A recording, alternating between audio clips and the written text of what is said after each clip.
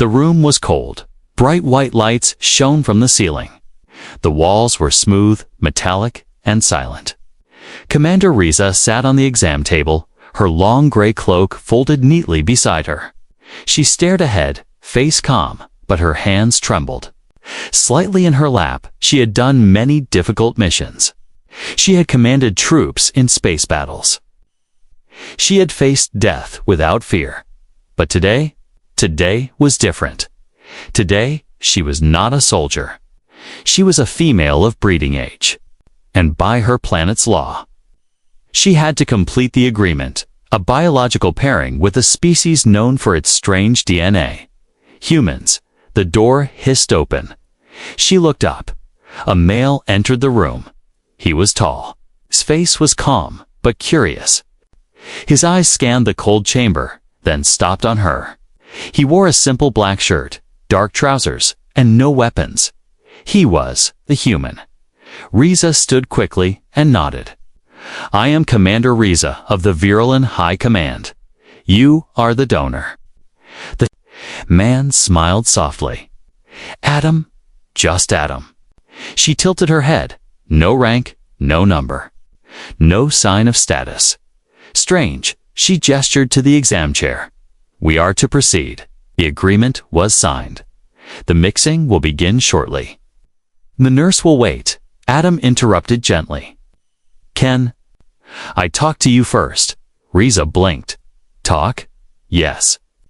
He walked a little closer, but didn't touch anything. "Do you want this?" The question hit her like a pulse blast to the chest. She frowned. "Want? This is protocol. I was selected based on optimal genetic traits. You were selected due to your species. Fertility strength, it is a match. That's not what I asked." Adam took a slow breath. "Do you want this?" Riza didn't know what to say. No one had ever asked her that. Not during training. Not in the command center. Not even when she signed the contract last week. This was duty. Biology. Survival of the species. Want had nothing to do with it.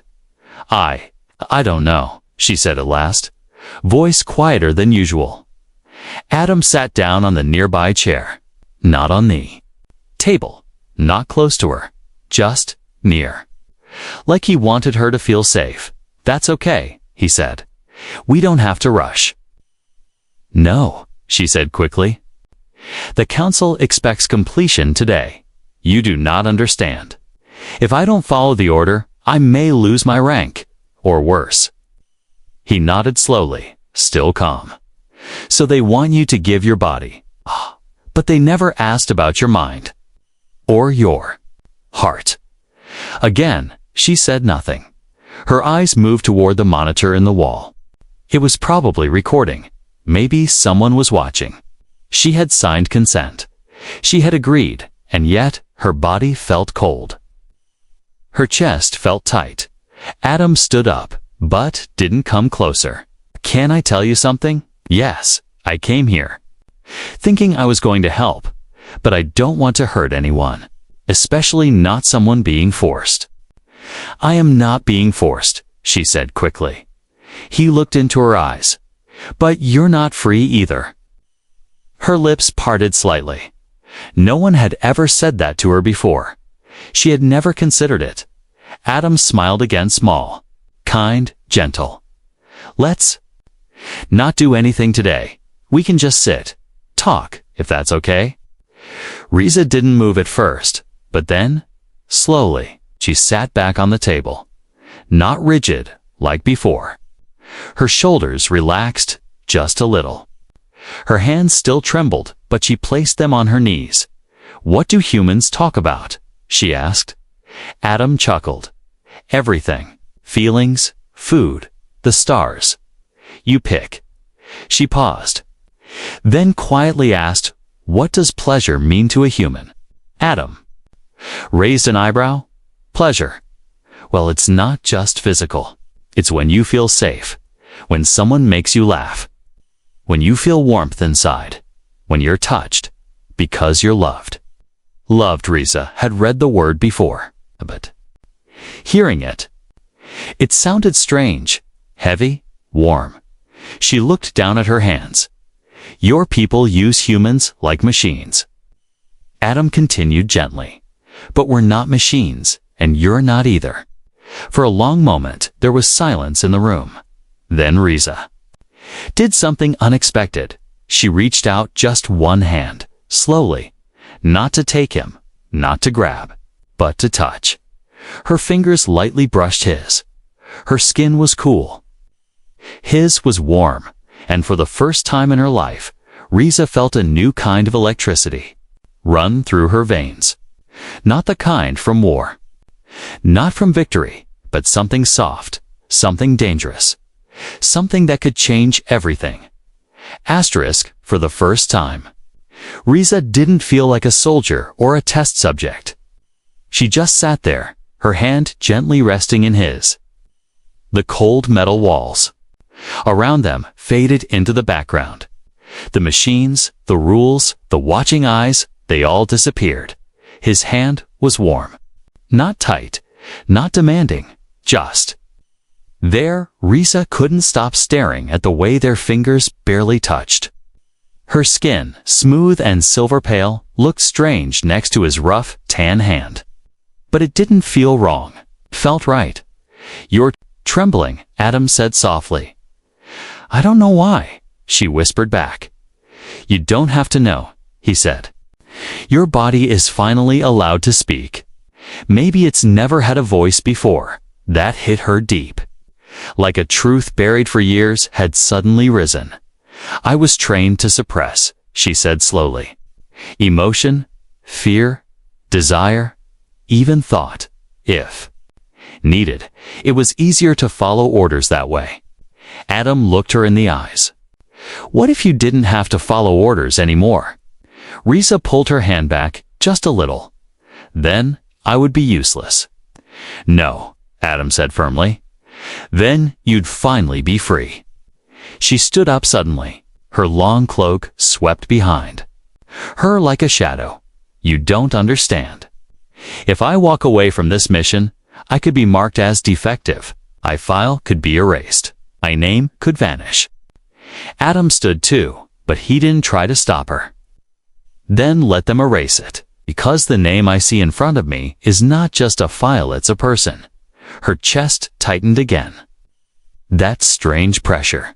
Not fear, not shame. Something different. Something she had no word for in her language. She turned her back to him. Why are you doing this? You gain nothing.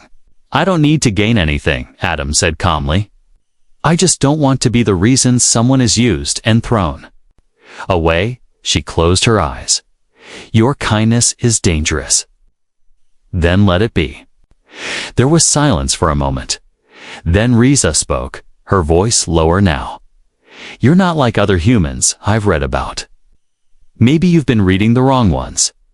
That made her smile. Just a little. She turned around and walked back. Toward him, but this time, not like a commander. It's not like a chosen vessel for reproduction. But like a woman confused, shaken, curious. I don't know what I'm doing, she admitted. That makes two of us, Adam replied. Their eyes met again. This time, Riza reached out first. She took his hand, firmly, not for testing. Not for science, just because she wanted to. I have questions, she said softly. Ask anything, Adam replied. I'll never laugh or lie. She looked down, nervous. What does it mean when your heart beats faster when someone's near? It means you're alive, he said. And maybe that you want to be close. Her breath hitched. Teach me, she whispered. Not how to complete a function. Teach me what it means to feel. Adam stepped closer, still gentle. Still giving her space. I will. But only if you ask me again tomorrow.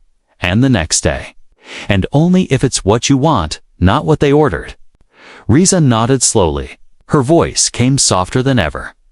I want to want. Adam smiled again. That's the first step, he said.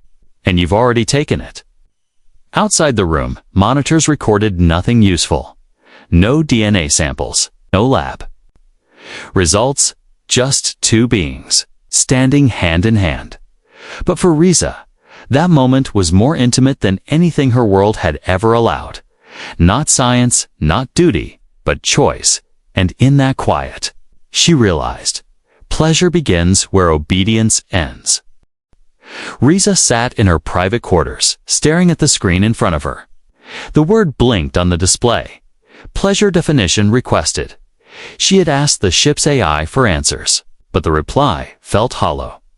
Pleasure, a sensation of satisfaction or enjoyment. Often linked to chemical responses during physical or emotional experiences. She read it twice, 3 times, but her chest still felt heavy. Our fingers hovered over the keyboard. This doesn't explain him. She whispered to herself. The AI replied, "Please clarify subject him." Riza sighed. Never mind. Since her meeting with Adam, everything inside her had shifted. She couldn't focus during her morning drills. Her muscles moved, but her mind didn't follow. She remembered the warmth of his fingers, the way his voice was steady, the way he didn't look at her like she was a machine. Her species had taught her that intimacy was for duty, to breed, to follow the survival codes. But what Adam showed her was different. Gentle, slow, voluntary. She needed answers, and she knew only one person who could give them. Later that cycle, Riza stood outside the small guest quarters where Adam was held. No guards watched the door. No alarms were set. A consul believed the human posed no threat. But to Riza, Tom was dangerous, because he made her question everything she believed. She knocked once. Adam opened the door within seconds. His face lit up, surprised. "Commander Riza." "Just Riza." His smile widened. "'Kay, just Riza." She stepped inside. "I need to ask you something, and I want a real answer. No protocols. You got it." She sat down across from him, hands folded, shoulders stiff. What is pleasure to a human? Adam didn't laugh. He didn't blink in surprise. He nodded like he expected that question. "Well," he said slowly, "pleasure is when you feel something that makes you forget everything bad, even if only for a moment." She frowned. "That's vague," he chuckled. "Because it's different for everyone. For you?" she asked. Adam paused, then answered honestly. "Sometimes it's food, sometimes music. But the deepest pleasure comes when I'm close to someone, and I feel wanted, not needed, not used, just wanted." That word again, wanted, not because of a match chart, not because of orders, but because someone chose you freely. Riza looked away. In our breeding centers, partners never speak. The process is fast, efficient. It's meant to remove weakness. Adam's tone stayed soft. "And what do you feel afterward?" She hesitated. "Nothing. That's the goal." "But you don't feel nothing now," he said quietly. She slowly met his eyes. "No," she said. "Now I feel something I can't name." Adam reached out but didn't touch her, just opened his hand on the table between them. "You don't have to name it today," he said. "Just feel it. It's okay not to understand everything, okay?"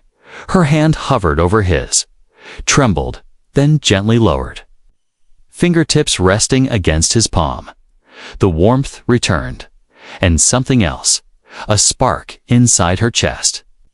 Not like a heartbeat, but like a second pulse, a second self, waking up. "What happens?" she whispered. "If I start wanting more than just understanding?" Adam looked at her calmly. "Then we move slowly, one step at a time. And only if you lead." She closed her eyes, and for the first time in her life, let herself smile. Not a forced one, not a polite one. A real smile. The kind that comes not from obedience, but from feeling alive. Riza had only just closed her eyes when the alarm rang. Unauthorized contact detected. Report to chamber immediately. Her heart froze. She looked down at her hand. Adam was still holding it. Neither of them moved. The screen on the wall flashed red. They had been caught. Risa pulled back quickly.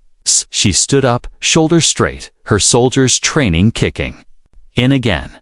But her face betrayed her fear. "I have to go," she said. Adam stood too. "I'll come with you." She shook her head. "If you're seen, they'll label it interference. You'll be imprisoned, or worse. I won't let them drag you into punishment alone." Risa looked at him, really looked. This human, he wasn't just different. He was willing to suffer. For her, the central chamber was silent when she entered. The elders stood in a circle. All wore the deep, violet robes of judgment. Their faces were pale and cold. One of them spoke without emotion. "Commander, Risa, you were seen violating the terms of the reproduction protocol." "I did not violate," Risa said calmly. "I made a choice." "Exactly," the elder replied. "You were not authorized to make that choice." Behind her, the doors opened again. Footsteps echoed. Adam walked in. Gasps filled the room. A human inside the judgment chamber. Unheard of, one elder raised his voice. "Remove him at once." Adam raised a hand. "No. If there is punishment, give it to me." I touched her hand. I listened when she spoke. "If that is a crime, fine, but I will not leave her alone." Guards stepped forward. Risa moved fast, blocking their path. "No," she shouted. "You will not touch him." Everyone stared. It was the first time in Virilan history that a commander defended a human not in war. But in front of the council, another elder spoke. "You are not here to form bonds. You are here to mix bloodlines. Your feelings are irrelevant." Risa took a deep breath, then stepped forward. "I no longer believe that. My body may follow orders, but my soul does not." "You speak of souls." Another elder snapped. "Do you believe you have one now?" Risa looked toward Adam. He didn't say anything. He just nodded once. She turned back. "Yes, I believe I do." That night, Risa stood in the quiet darkness of a hidden chamber, a place where cameras could not see. She had been stripped of her badges. Her access code was erased. But she felt lighter than she had in years. Adam sat beside her on a soft floor mat. They shared silence, and for the first time, Risa didn't feel empty. "I'm sorry you lost your position," Adam said. "I didn't lose anything," she replied. "I just never realized I was wearing chains." Adam looked at her gently. "What now?" Risa took a long breath. Then whispered, "Now, I choose." She leaned closer, her forehead resting against his. No orders, no commands. Just a quiet connection, a bond. And as her eyes closed, she realized something.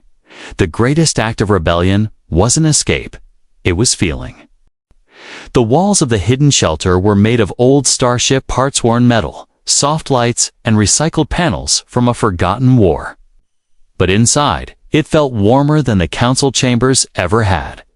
Risa sat on a soft surface that used to be a command chair. Her cloak was gone. Her badges were gone. Her title was gone. But she had something she'd never had before. Time and choice.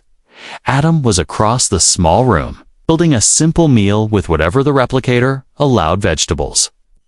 Warm broth and something sweet Risa had never tasted. "Before you're quiet tonight," he said, handing her the bowl. "I'm listening to my thoughts," she answered. "They used to be silent. Now they are loud." He smiled. "That's a good thing, is it?" she asked, gently sipping. "Some of them scare me." Adam sat beside her, but didn't touch. "The ones that scare you are usually the real ones."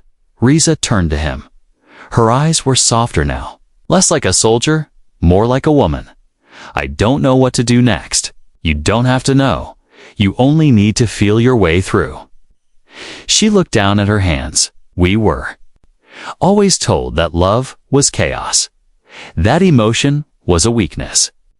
That intimacy outside function was distraction. And what do you believe now? He asked. She looked up slowly. I believe they lied. There was no plan that night. No schedule. No order to follow. Only silence. Space. Permission. Risa asked softly, can you show me what it means? To be close. But not for breeding, not for duty. Adam nodded, his voice low. Only if you're sure. And we go slow. You lead. She nodded once. Adam reached for her hand, but paused halfway. Risa closed the gap, placing her palm against his. The warmth was familiar now, but deeper. His other hand rose slowly, brushing a strand of silver hair behind her ear. Risa shivered, not from fear, but from the unfamiliar feeling of being cherished. You're shaking, he whispered. I don't know why, she replied, but I want to feel it longer. Time moved slowly in that small room.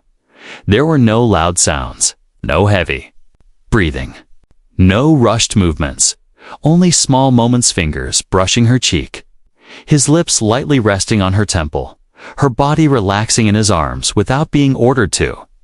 No scanning, no evaluation, just presence. She leaned into him, feeling the rhythm of his breath. She could hear his heart beating, strong, steady, alive. She placed her ear on his chest. I can hear you, she said. That's for you, he whispered. Every beat. She didn't cry. Not yet. But her chest ached with something new. She whispered one final word that night before closing her eyes. Thank you. Not for protection, not for touching, but for treating her like a human being, when no one else ever had. Asterisk. Risa sat in silence. The morning light slipped through a crack in the metal wall, painting her silver skin in soft gold. Her eyes stared ahead, but they didn't see the walls or the room. They were wet. Tears ran down her cheeks, slow and steady. She didn't make a sound. No sobbing, no shaking, just quiet. Steady crying. Adam woke to the stillness. He found her sitting at the edge of the mat, legs folded beneath her, arms wrapped around her middle like she was holding herself together. He sat up gently. Risa. She didn't look at him. I don't understand, she whispered. My body was not harmed. I was not forced. Everything was soft, gentle. I felt warm. So why do I feel like I'm breaking apart inside? Adam moved beside her, careful not to touch until she gave permission. Because no one ever treated you like this before, he said softly, and your heart doesn't know what to do with it. She turned her face toward him. Her eyes were glowing with moisture, with something raw and open. I've been touched before, she said, but never held. Adam nodded. Touch is easy. Holding someone is a choice. She looked down. I didn't know I wanted it. And now? I want it again, she whispered, but not just the closeness. I want you. Adam slowly reached out, placing a hand over hers. She let him, then leaned her head on his shoulder. Does it always feel like this after us? She asked. This? Soft ache. Sometimes, he said. When it's real, she exhaled. Then, I don't want anything fake again. Later that day, Risa stepped outside the shelter. The world was quiet, but different. She walked slowly, as if every step felt new. Because it did, the air smelled different. The colors seemed brighter. The silence wasn't heavy anymore, was peaceful. Inside her chest, there was still a storm. But it wasn't the storm of war or confusion. It was the storm of healing. She touched her own face. She had never done that before, touched herself like she mattered. A single tear still clung to her jaw, and she smiled. Not a trained smile, not a diplomatic mask, a real soft smile. She whispered to herself, so this is what it means. To feel seen. Back inside, Adam had prepared food again. But when she sat beside him, she didn't eat. She simply reached out, placed her hand on his chest and said, "Last night, something in me was born. Something no one trained or programmed." Adam looked into her eyes. "I saw it. I felt it too." Her fingers trembled as she touched her own heart. "For the first time, I feel like my body is mine." Adam smiled gently. That's what love does. It gives, not takes. She stared at him for a long moment, then asked, "What if my people never understand this? What if they stay trapped forever?" Adam didn't answer right away. Then he said, "Then you'll be the first spark." Riza leaned into him again. "I never thought love would feel like falling. But somehow, you caught me before I hit the ground." The council had erased her name from the command list. Her quarters in the upper levels were given to someone else. Our file in the genetic registry now showed only one word: discarded. But Riza didn't feel discarded. She felt reborn. In the weeks that followed, she stayed in the lower districts, among the forgotten, the broken, the silent females who had been through the same sterile program she once obeyed. They never spoke of their feelings. Most of them didn't even know what they felt. But Riza began with one question. "Did anyone ever ask you what you wanted?" At first, no one answered. Then, slowly, one voice said, "No." Then another. "We were told not to want." And then the tears came from more than one. That's when Riza knew. She had found her new purpose. Adam helped her build a space, small, hidden, safe. Not a lab, not a center, a sanctuary. A place where alien women came not for instructions, but for understanding. There were no walls lined with machines here. Instead, there were cushions, warm lights, soft food, and open arms. And above the entrance, carved into a piece of broken starship metal, were words Riza chose herself. "You are not made for duty. You are made for feeling." Some came just to listen. Some cried for hours. Some reached out for the first time in their lives' hands, trembling just to feel a human touch without fear. And Riza? She didn't speak as a commander anymore. She spoke as a survivor, as a woman who had found warmth in the arms of a human. Not through orders, but through honor. Not through force, but freedom. Not through biology, but love. One night, Tom stood beside her as the sun of their world dipped low, painting the sky in pink and violet clouds. "Do you think they'll ever understand?" he asked quietly. Riza nodded slowly. "Maybe not all of them, but one by one, they'll start to feel what we felt." She looked at him, took his hand, pressed her forehead gently against his chest. "And that will change everything." He smiled. "You changed me too, Riza." She smiled back. "No, you only showed me who I was before they buried me in silence." They stood there, together, not as different species, not as experiments, but as equals, as two souls, two hearts, that had found each other, in a place where neither expected to be seen. And in the stars above them, a quiet message lingered. Love is not weakness. It is revolution.